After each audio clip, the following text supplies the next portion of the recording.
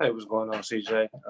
Sorry, unfortunately, you guys lost tonight. But I wanted to ask you a question. I saw you retweeted a post that talked about how you beat one of the most unappreciated players in the NBA, and I just wanted to know your thoughts on that. Just as far as like just where you at, you've been playing at a high level. Can you just elaborate on just where you feel like you at in your career?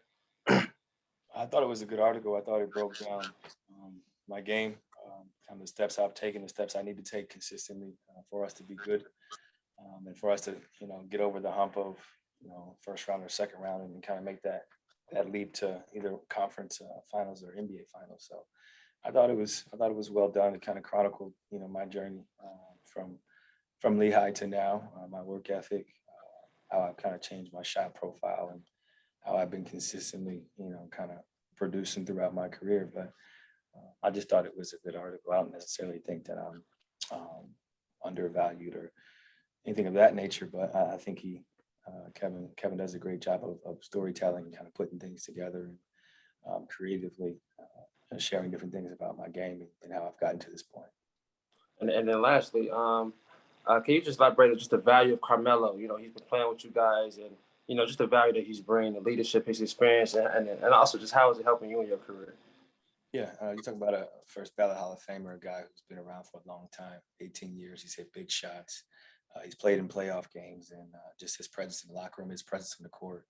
You have to respect him. You have to respect what he does out there. And you have to respect the fact that he can obviously put the ball in the hole. But I think he's done a lot for us on the court, a lot for us off the court, and we continue to try to, keep his legacy alive. Casey Haldall, trailblazers.com. CJ, what do you think about your guys' execution in the last minute, and how did you? And if you could walk us through your last shot there and how you liked that attempt. I thought we executed pretty well. I took a bad one that led to a transition shot, so that was my fault. But outside of that, I thought we got some good looks. Norm got a great corner three. I think he might have got a corner three earlier in the game, and that's a guy who's damn near 50, 40, 90. So you live with that every day of the week. And questionable call down the stretch. They called the foul. PG went to the line, and then I got a pretty good look from the elbow. Thought it was down a little long, but I thought we competed. I thought we did enough to win tonight, and just to get over the hump. Thanks, CJ. AJ McCord with Coin.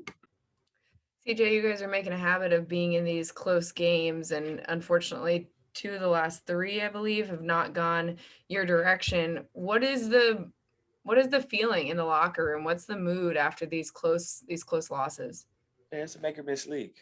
There's a lot of great players out there. It's going to come down to the last few possessions, especially when you're playing against playoff caliber teams. Obviously, up 10, we would like to kind of extend our lead in that second quarter, but we didn't, and we continue to fight throughout the game. And it just comes down to giving yourself a chance to win games down the stretch. There's going to be a lot of closely contested games, especially with us having 15 games left, mostly against playoff caliber teams. So we'll continue to get better. We'll continue to get back to the drawing board, and hopefully we'll be healthy as we get closer to the playoffs.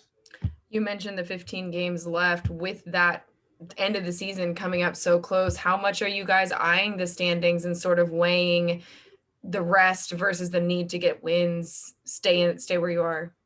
It's a combination. Guys need to be healthy going into the playoffs, which is first and foremost. Otherwise, we won't be at our best. And then just trying to avoid the playing game. I think that's the biggest thing. Making sure that we're able to get that rest. The season ends on the 16th. Being able to get rest the 22nd or 23rd would be ideal for us, especially since we've been banged up most of this year. Aaron Fentress with the Oregonian. CJ, do you have an opinion on the verdict today? Yeah. As a black man, it was hard for me to watch the video. It's hard for me to kind of watch the trial. Seeing stuff like that, it's not good for my psyche at this stage in my life. But happy the family was able to get his proper due, obviously, with the guilty verdict. But his life is still not here. He's still not coming back. Obviously, with the body cams and things of that nature. Someone tweeted basically, we watched it in 4K, and it still felt like a 16 seed beating a 1 seed in order for there to be a guilty verdict. And I don't think it should be like that at this point in our lives, especially here in America. And I think that, going forward, there's probably thousands of cases in similar situations in which there is no body cam, there is no footage, and it's just a he say, she say situation in which more oftentimes than not, the cops get off. But I think there's a lot of change that needs to be done terms of law enforcement, I think the George Floyd bill should be passed. And I think we're taking steps in the right direction, but we have a long, long ways to go as a society, especially when it comes to law enforcement and how the Black and brown people have been treated historically. Did you guys talk about it as teammates in the locker room before the game or during the day?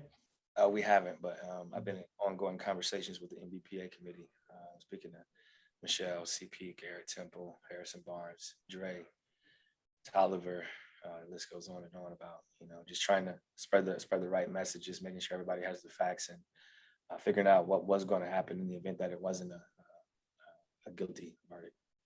Okay. Thanks, man.